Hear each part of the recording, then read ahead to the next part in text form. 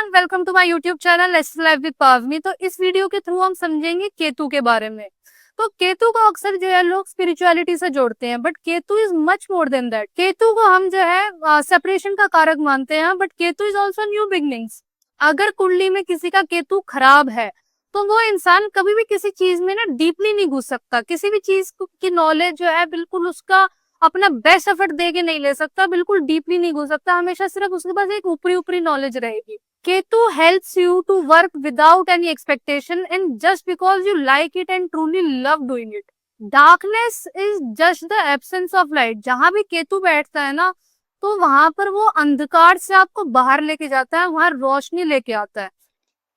और सेपरेशन जो है ना, वो सिर्फ उस रोशनी का एक इफेक्ट है, एक बाय प्रोडक्ट है। अक्सर होता है कि जब भी केतु की दशा या अंतरदशा आती है ना, तो आपको सेपरेशन देखने को मिलता है किसी से, और कुछ टाइम बाद, फ्यूचर में कुछ सालों बाद आपको रियलाइज होता है कि वो जो सेपरेशन हुआ था, जिस किसी से भी हुआ था, वो अच्छे के लिए हुआ था। केतु कुंडली में जहां पर भी होता है, वहां आप किसी ना किसी एक चीज से डिटैचमेंट देखते ही हैं। यही आपका कर्म है।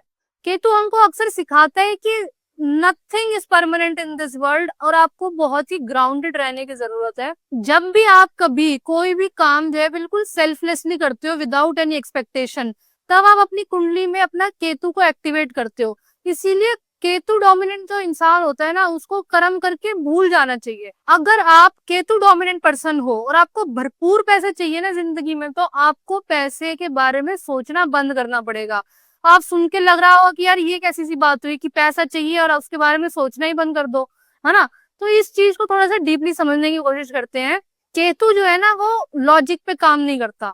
राहु लॉजिक पे काम करता है। राहु का काम है ओवर थिंक करना, ओवर एनालाइज करना, क्योंकि राहु के पास सिर है। ये वाला ऊपर वाला पार्ट है, ये गर्दन से ऊपर वाला पार्ट है, उसके पास सिर है। वो ओवर थिंक करता है, ओवर एनालाइज करता है, प्लानिंग करता है। उसके पास एक्शन टेकिंग कैपेसिटी की कमी होती है। पर केतु के पास ये धड़ है, ये गर्दन से नीचे वाला शरीर है, ठीक है। तो केतु की सबसे बड़ी स्ट्रेंथ ही है एक्शन टेकिंग कैपेसिटी। पर अगर केतु डोमिनेंट पर्सन राहु की तरह काम करने लग जाए, ये एक्शन लेना कम कर दे और सोचने पे ज्यादा ध्यान दे, प्लानिंग पे ज्यादा ध्यान दे, बहुत ज्यादा एनालाइज करे, तो उसको कुछ नहीं मिलेगा फिर जिंदगी में। केतु लॉजिक पर काम नहीं करता, केतु इंट्यूशन पे काम करता है, गट फीलिंग पे काम करता है। आपको अपनी लाइफ के डिसीजन जो है अपनी इंट्यूशन से लेने चाहिए, अपनी गट फीलिंग को ध्यान में रख के लेने चाहिए।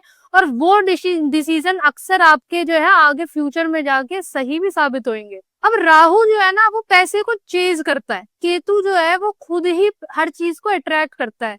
कैसे? आपको सिर्फ कर्म करना है, आपको सिर्फ काम करना है, आपके पास पैसा खुद आएगा। केतु अगर किसी भी चीज को चेज करेगा, वो चीज उससे और दूर जाएगी। केतु डोमिनेंट इंसान को काम करना चाहिए और भूल जाना चाहिए, विदाउट एनी एक्सपेक्टेशन काम करना चाहिए, बिल्कुल सेल्फलेसली काम करना चाहिए। So just let go of all expectation and start taking your actions.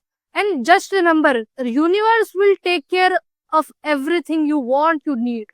Just assume, अगर सब प्लैनेट्स की एक वॉर हो जाए तो कौन जीतेगा?